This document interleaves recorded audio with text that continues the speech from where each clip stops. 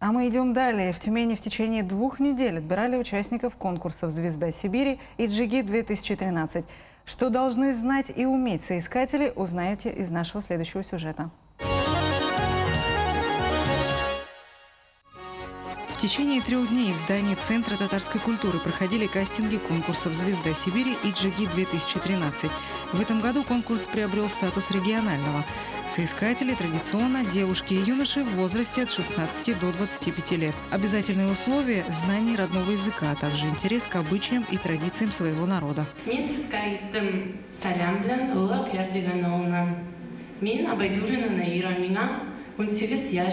Менің исемім Фатихов Эдуард. Мен енді 23 яш тула. Ғайлам yok, әлі мен ялғыз. Оказалось, Эдуард о конкурсе знает давно, но решиться участвовать не хватало смелости. Помогли друзья и односельчане, которые уверены в его способностях.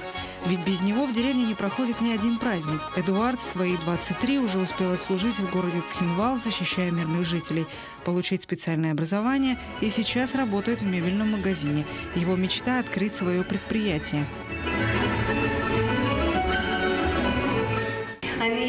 Kayıttı kölep, anın yüzü koyaş kübek.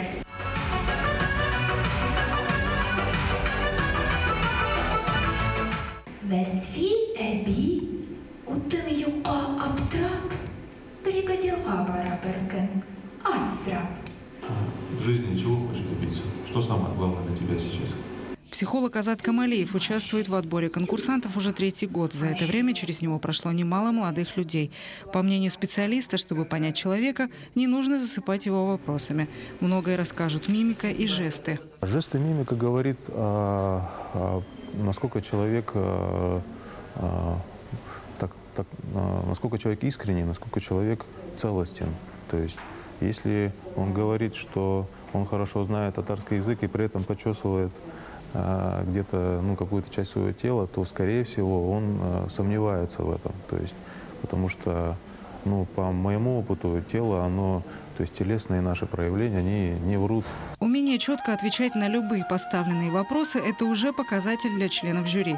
Выдержка, сосредоточенность и четкость мысли помогут не только в финале на конечном этапе, но, безусловно, пригодятся им и в дальнейшем. Вопросы, как правило, они могут быть и стандартные, но здесь я всегда оставляю некую возможность для искреннего какого-то ответа, то есть искреннего интереса. Если я вижу, что человек действительно хочет и желает участвовать, действительно на деле, он уже многое сделал, то вопросы будут, наверное, какие-то простые.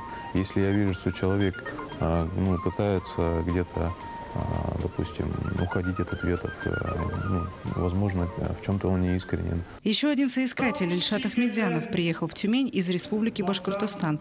О конкурсе узнал случайно. Конкурс турында бәлки белмәгән. Без килдек шушы зданиены әйттеләр дә безгә, центр татар бар дип. Без тизрәк килдек, нәрсә ул, ничек анда яшьләр объявлениены күрдек тә, дус егет белән катнашырга булдык конкурста. Бик сагындым бәгърен, бик сагындым сине. Беренче урын алсаммы, мин машина алырмындыр бәлки. Машина. Чөнки ерак торам, югары белем йортыннан маршруткалар тулы. Бар көсемде еңүгә халырмын. Вот такие мечты у наших конкурсантов. А что же скажет на это жюри? Обсуждения были долгими, мнения часто не совпадали. Не раз приходилось обращаться к фотографиям и вновь подсчитывать баллы. Обсуждение на этот раз затянулось и продлилось более часа. Итог – 7 девушек и 7 молодых людей отобраны для участия в финале. Им предстоят занятия с преподавателями, где они закрепят свои знания по истории и традициям татарского народа. Их ждут встречи с известными людьми. Обязательное условие конкурса – 10-дневное пребывание финалистов в загородном лагере, где уже ничто их не будет отвлекать от занятий. А как будет проходить обучение, мы постараемся показать вам в наших ближайших выпусках.